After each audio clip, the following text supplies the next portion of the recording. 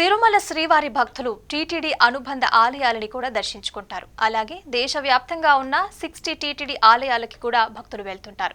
వీరి కోసం సులభతరంగా యూపీఐ పేమెంట్లు చేసేందుకు వీలుగా కియోస్కో మిషన్లు, క్యూఆర్ కోడ్లు ఏర్పాటు చేయాలని టీటీడీ నిర్ణయించింది. ఈ మేరకి అధికారులని టీటీడీ ఈవో అనిల్ కుమార్ సింఘాల్ ఆదేశించారు.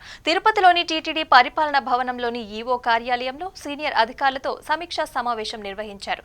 వెనుకబడిన ప్రాంతాలలో టీటీడీ నిర్మించదగిన 5,000 ఆలయాలకి గాను అవసరమైన 2-3 డిజైన్లు సిద్ధం చేయాలని సీఈని ఆదేశించారు. తద్వారా ఆయా ప్రాంతాలలో ఆలయాల నిర్మాణ ప్రక్రియ వేగవంతమవుతుందని తెలియజేశారు. తిరుపతిలోని వినాయక నగర్ వద్ద ఉన్న టీటీడీ సాఫ్ట్ కార్వర్డ్ ఆధునీకరణ పనులని త్వరితగతిన చేపట్టేందుకు చర్యలు తీసుకోవాలి.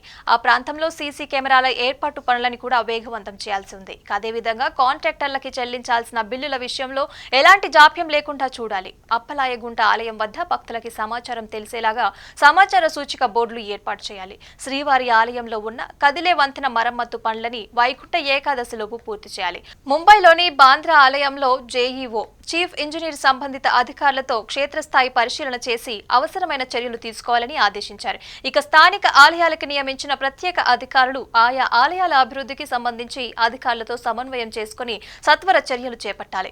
తిరుమల తరహాలో తిరుదానూరు, తిరుపతి గోవిందరాజస్వామి ఆలయంలో కూడా టీటీడీ అందిస్తున్న సేవల మీద భక్తుల నుంచి అభిప్రాయ సేకరణ చేయాలి. కర్ణాటకలోని బెళగావిలో ఆలయం నిర్మాణం, బీహార్లోని పాట్నాలో శ్రీవారి ఆలయ నిర్మాణానికి స్థలం కేటాయింపు మీద ఆయా అధికారులతో సంప్రదించి ఆలయాల నిర్మాణానికి చర్యలు తీసుకోవాలి.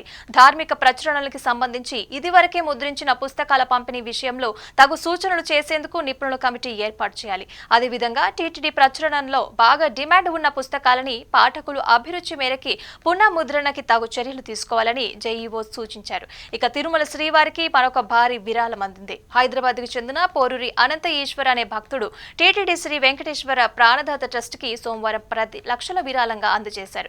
ఈ మేరకి దాత తిరుమలలోని టీటీడీ చైర్మన్ క్యాంప్ కార్యాలయంలో చైర్మన్ బిఆర్ నాయుడికి విరాళం డీడీని అందజేశారు. ఈ సందర్భంగా దాతని టీటీడీ చైర్మన్ అభినందించడం జరిగింది.